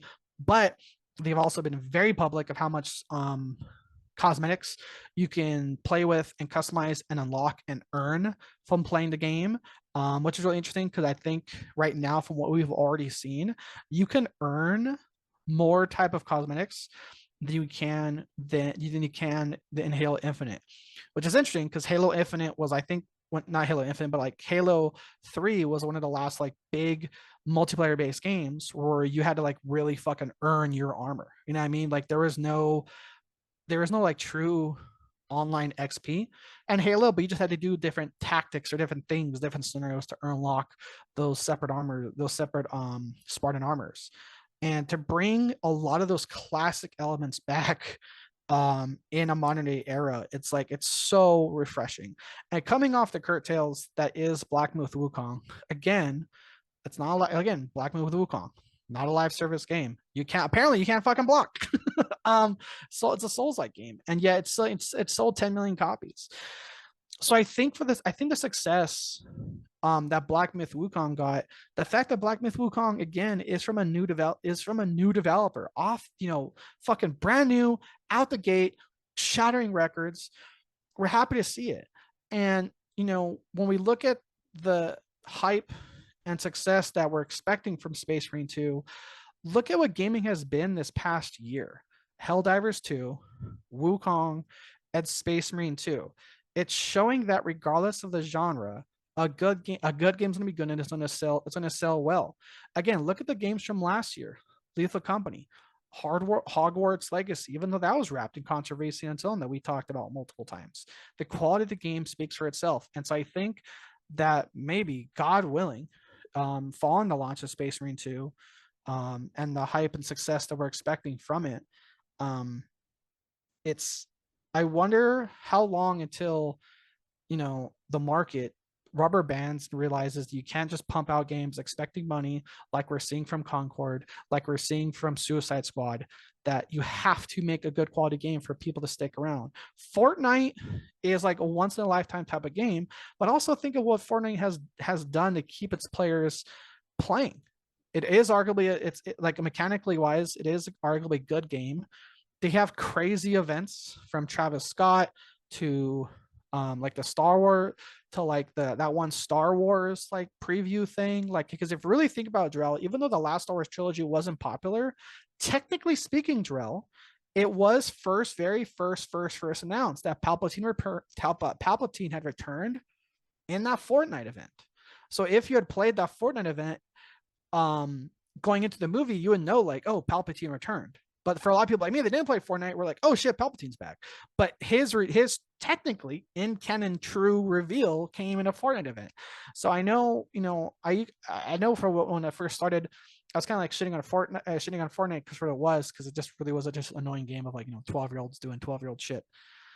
But I don't know. Coming into Space Marine 2, I'm hopeful for that game, and I'm hopeful for individual developers putting out good games. Like we were talking about before the pod, is when it comes to gaming industry, we are the free hand in the market, and our hands, are slapping away all this bullshit and asking for as much good games as we can get, like Helldivers, like Black Myth, Wukong, like Power World. I'll put that on the list too. And I cannot wait for Space Marine. Best believe I'm gonna be streaming that game now on my PS5. Sorry, Xbox, remove it from your catalog. I'm buying the shit on PS5. I can't wait to play the game day one via the early release that Thursday in 2 weeks. Yeah, no, I'll be right there with you, man. I'm excited. This is one of those games that we needed. We needed for this year, and to go against the status quo, to go against the live service nature and all that bullshit, and just to have a really good experience. Again, a good game is a good game, as you mentioned. So definitely agree with you on that. I think that's going to wrap it up here for the Gamers Live podcast. I think it was a pretty solid episode here, and we're able to kind of talk our shit and have church not be here, but it is what it is. Upside, downside, you gotta riled up Arthur, which I haven't been in quite some time. Yes. Well, again, of course, I'd like to appreciate you guys listening here in the show, watching the show, and like, subscribe if you can. But again, until next time, I'm one of your hosts, Jarrell. With me is my co-host, Arthur Thomas. All righty. Thank you, guys. We'll see you next time.